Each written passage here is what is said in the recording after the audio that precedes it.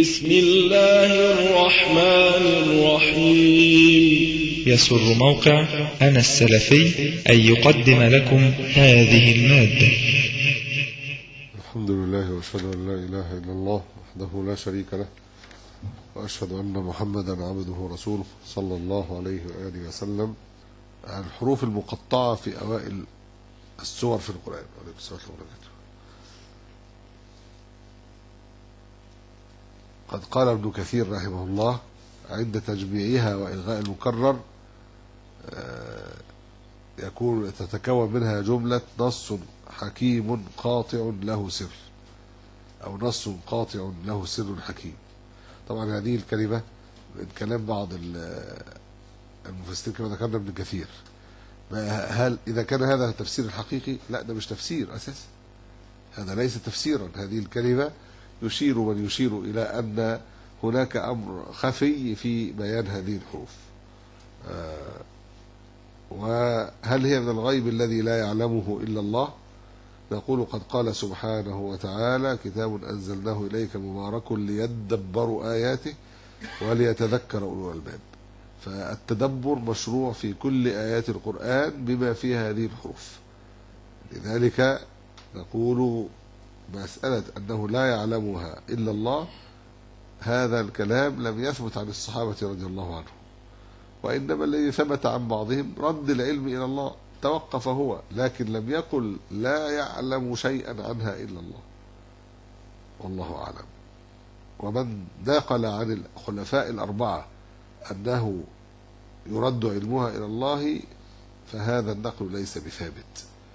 والصحيح من تفسير ابن عباس وابن مسعود وناس من الصحابة أن هذه الأحرف من أسماء الله تعالى، يعني كل حرف منها يدل على اسم من أسماء الله، فتتدبر الأسماء التي تضمنت هذه الحروف.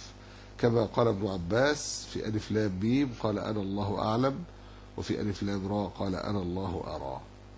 وسوف تجد يعني بيانا لهذه المسألة في أول تفسير سورة يوسف. يقول أن يستفسر من أين جاءت اللغات رغم أن أبانا آدم كان يتكلم اللغة العربية، من أين أتيت بهذا؟ لا نعلم اللغة التي كان يتكلم بها آدم عليه السلام، واللغة العربية أشرف اللغات، لأن القرآن خاتم الكتب نزل بها، وفرض الله على الإنس والجن أن يتعلموا لغة العرب التي تصح بها عبادتهم، ما تصح به العبادة بلغة العرب. ولكن لا دليل على أن آدم كان يتكلم اللغة العربية.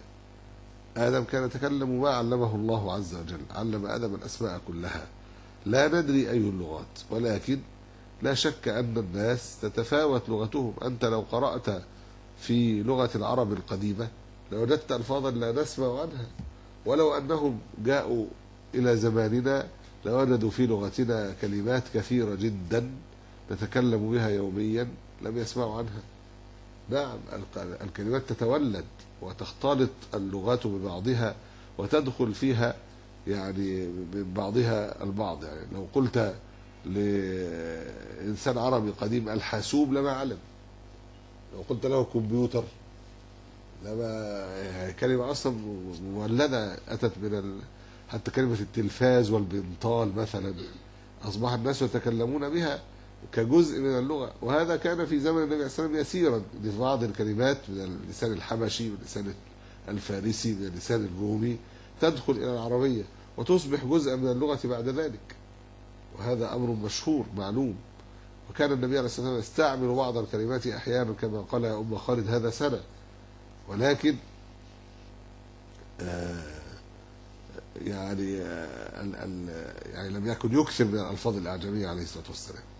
فنقول أن اللغات بتباعد الناس وكثرة تداخلهم بغيرهم تتفرق اللغة وتبعد اللهجات ثم تتحول إلى لغات، والله أعلم وأعلم.